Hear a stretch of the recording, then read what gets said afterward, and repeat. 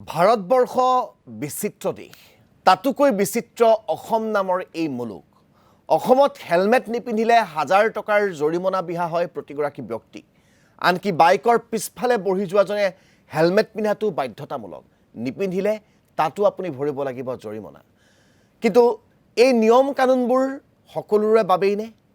আজি আমি যেটো দেখুৱাম তাৰ পিছত এই প্ৰশ্নটোৱে আপোনালোকৰ মনলৈ আহিব কিন্তু কি কৰিব প্ৰকৃততেই অসম নামৰ এই ৰাজ্যত সাধাৰণ লোকৰ বাবেহে এনে কঠোৰ আইন আছে মন্ত্ৰী বিধায়কে আইন মানি নচলিলেও আইনে একো কৰিব নোৱাৰে বা নকৰে মন্ত্ৰী অশোক সিংহলৰ কথাই ধৰকচোন ঢেকিয়াজুলিত জন আশীৰ্বাদ যাত্ৰাত অংশ লৈ হেলমেট নিপিন্ধাকৈ বাইক চলাই ৰাজপথত অশোক সিংহলৰ দপদপনি কোনেও বাধা নিদিয়ে বাধা দিয়াৰ সাহসো নাই আইন ৰক্ষক আৰক্ষীয়ে বাট এৰি দিলে অশোক সিংহল গৈ থাকিল নিজৰ বাটেৰে সাধাৰণ লোকৰ ক্ষেত্ৰত কিন্তু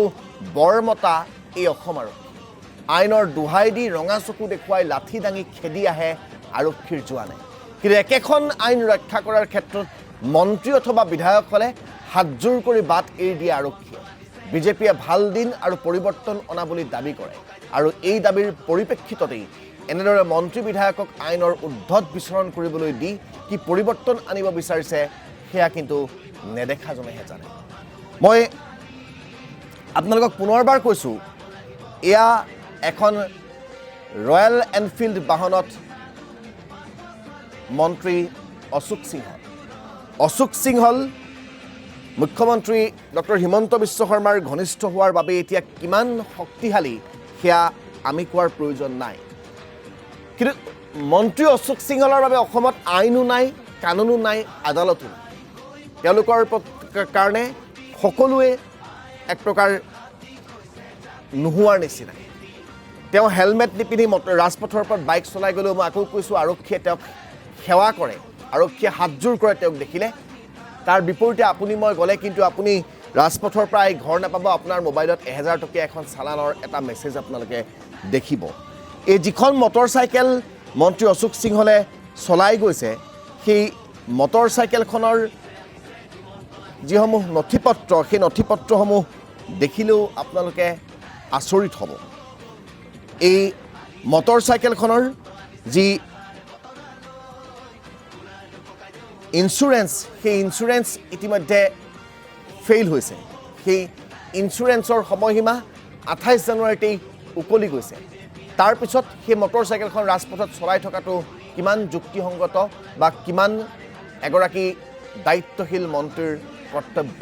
এই কথাবোৰ আমি আকৌ বহলাই ক'ব বিচৰা নাই কথাবোৰ আপোনালোকে ভাবক প্ৰকৃততে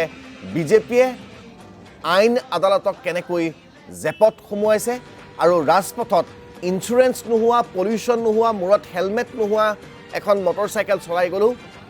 বিজেপিৰ নেতাৰ বাবে বিজেপিৰ মন্ত্ৰীৰ বাবে কোনো আইন কানুন নাই তাৰ বিপৰীতে আইন কানুন আছে আপোনাৰ আৰু মোৰ বাবে এই ভিডিঅ'টো দেখাৰ পিছত যান বাহন আৰক্ষীৰ যিগৰাকী বৰমূৰীয়া যান বাহন আৰক্ষীৰ যিসকল বিষয়ববীয়া সেয়া ঢেকিয়াজুলিৰে হওক সেয়া ওচৰৰ তেজপুৰৰে হওক সেয়া দৰঙৰে হওক সকলোকে দেখুৱাই আমি এই ভিডিঅ'টো এবাৰ আপোনালোকক পুনৰ টেলিভিছন স্ক্ৰীণত আমি বজাইছোঁ আৰু এই ভিডিঅ'টো দেখাৰ পিছত যদি আপোনালোকৰ অকণমান হ'লেও লাজ লাগে তেনেহ'লে এইগৰাকী মন্ত্ৰীৰ বিৰুদ্ধে এনে কাণ্ড কৰাৰ বাবে ব্যৱস্থা কৰক তেতিয়াহে অসম আৰক্ষী যে প্ৰকৃততেই বৰমতা সেয়া ৰাইজে বুজিব নহ'লে সাধাৰণ ৰাইজৰ ওপৰত বৰমতা দেখুৱাটো